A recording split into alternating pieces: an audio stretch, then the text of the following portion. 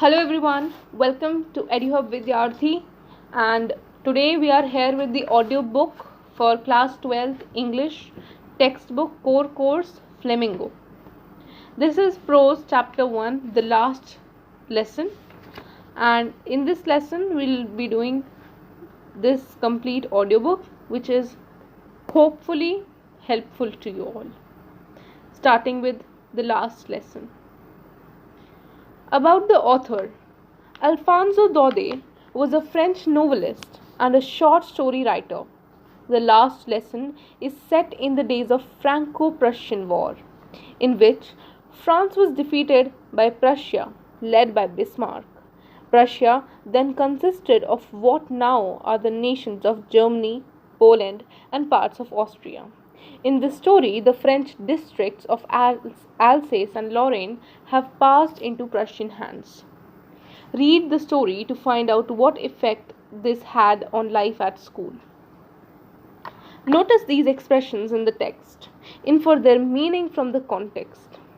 In the great dread of, in unison, counted on, a great bustle, thumbed at edges, reproach ourselves with. I started for school very late that morning and was in great dread of scolding, especially because M. Hamel had said that he would question us on participles, and I did not know the first word about them. For a moment I thought of running away and spending the day out of doors. It was so warm, so bright, the birds were chirping at the edges of the woods, and in the open field back of the sawmill, the Prussian soldiers were drilling. It was all much more tempting than the rule of participles, but I had the strength to resist, and hurried off to the school. When I passed the town hall, there was a crowd in the front of the bulletin board. For the last 2 years, all our bad news had come from there. The lost battles, the draft, the orders of the commanding officers, and I thought to myself without stopping, what can be the matter now? Then, as I hurried by as fast as I could go, the blacksmith watcher, who was there with his apprentice reading the bulletin, called after me, "Don't go so fast, bub. You'll get to your school in plenty of time." I thought he was making fun of me and reached M. Hamel's little garden all out of breath. Usually, when school began, there was a great bustle which could be heard out in the street. The opening and closing of desks, lessons repeated in unison, very loud with our hands over our ears to understand better, and the teacher's great ruler rapping on the table. But now it was all so still. I had counted on the commotion to get to my desk without being seen, but of course, that day everything had to be as quiet as Sunday morning. Through the window, I saw my classmates already in their places and M. Hamel walking up and down with his terrible iron ruler under his arm. I had to open the door and go in before everybody. You can imagine how I blushed and how frightened I was. But nothing happened. M. Hamel saw me and said very kindly, "Go to your place quickly, little Franz. We were beginning without you." I jumped over the bench and sat down at my desk. Not till then, when I had got a little over my fright, did I see that our teacher had on his beautiful green coat, his frilled shirt, and the little black silk cap, all embroidered, that he never wore except on inspection and prize days. Besides, the whole school seemed so strange and solemn. But the thing that surprised me the most was to see, on the back benches that were always empty, the village people sitting quietly like ourselves.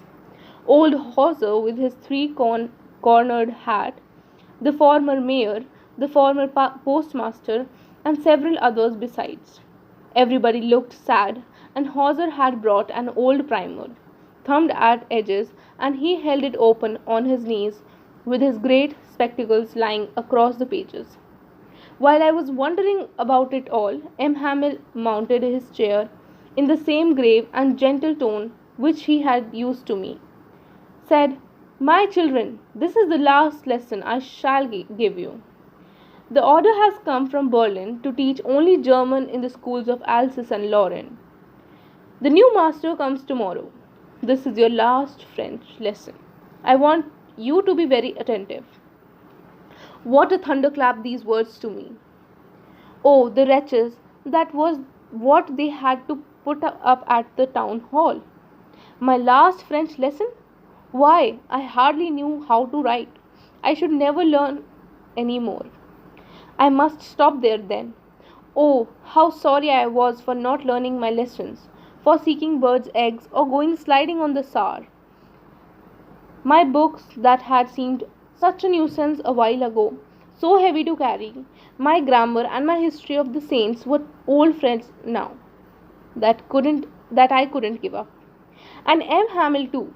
The idea that he was going away and I should never see him again made me forget all about his ruler and how cranky he was. Poor man! It was in honor of this last lesson that he had put on his fine Sunday clothes. And now I understood why the old men of the village were sitting there in the back of the room. It was because they were sorry too, that they had not gone to school more.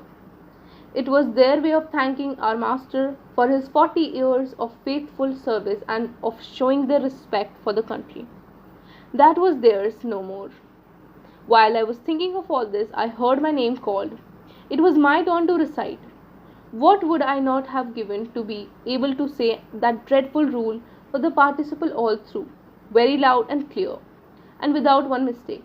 But I got mixed up on the first word and stood there, holding on to my desk, my heart beating and not daring to look up. I heard M. Hamel say to me, I won't scold you, little Franz. You must feel bad enough. See how it is. Every day we have said to ourselves, bah, I have plenty of time. I'll learn it tomorrow. And now you see where we have come out. Ah, that's great trouble with Alsace. She puts off learning till tomorrow. Now those fellows out there will have the right to say to you, how is it you pretend to be Frenchmen and you yet can neither speak or nor write your own language? But you are not the worst, poor little Franz. We have all a great deal to reproach ourselves with. Your parents were not anxious enough to have you learn. They preferred to put you to work on a farm or at mills so as to have a little more money. And I have been to blame also. Have I not often sent you to water my flowers instead of learning your lessons? And when I wanted to go fishing, did I not just give a holiday? Then, from one thing to another, M. Hamel went on to talk of the French language, saying that it was the most beautiful language in the world, the clearest, the most logical, that we must guard it among us and never forget it. Because when a people are enslaved, as long as they hold fast to the language, it is as if they had the key to open their prison. Then he opened a grammar and read us our lesson. I was amazed to see how well I understood it. All he said seemed so easy. So easy. I think too that I had never listened so carefully and that he had never explained everything with so much patience. It seemed almost as if the poor man wanted to give us all he knew before going away and to put it all into our heads at one stroke. After the grammar, we had a lesson in writing. That day, M. Hamel had new copies for us, written in beautiful round hand, France, Alsace, France, Alsace. They looked like little flags floating up everywhere in the schoolroom, hung from the rod at the top of our desks. You ought to have seen how everyone set to work and how quiet it was. The only sound was the scratching of the pens over the paper.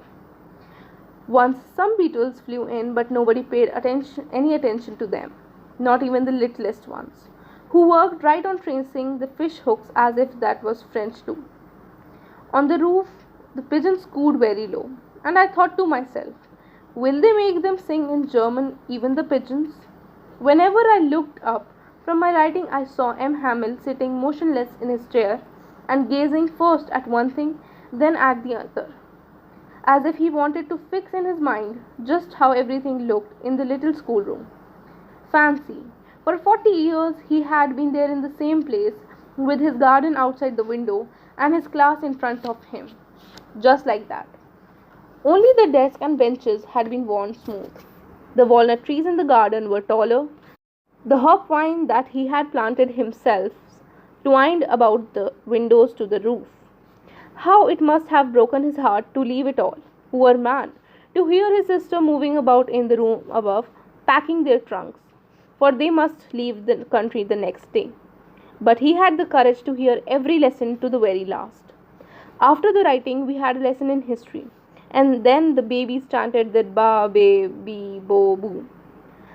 Down there at the back of the room, old Hauser had put on his hands, spectacles, and holding his primer in both hands, spelled the letters with them. You could see that he, too, was crying. His voice trembled with emotion, and it was so funny to hear him that we all wanted to laugh and cry. Ah, how well I remember it, that last lesson. All at once, the church clock struck 12. Then Angelus. At the same moment, the trumpets of the Prussians returning from drill sounded under our windows. M. Hamel stood up, very pale in his chair. I never saw him look so tall. My friends, said he. But something choked him. He could not go on. Then he turned to the blackboard, took a piece of chalk, and bearing on with all his might, he wrote as large as he could. Vive la France. Then he stopped and leaned his head against the wall, and without a word he made a gesture to us with his hand. School is dismissed. You may go. Thank you for listening to this audiobook. I hope it helped you a lot while preparing for your examinations. Thank you.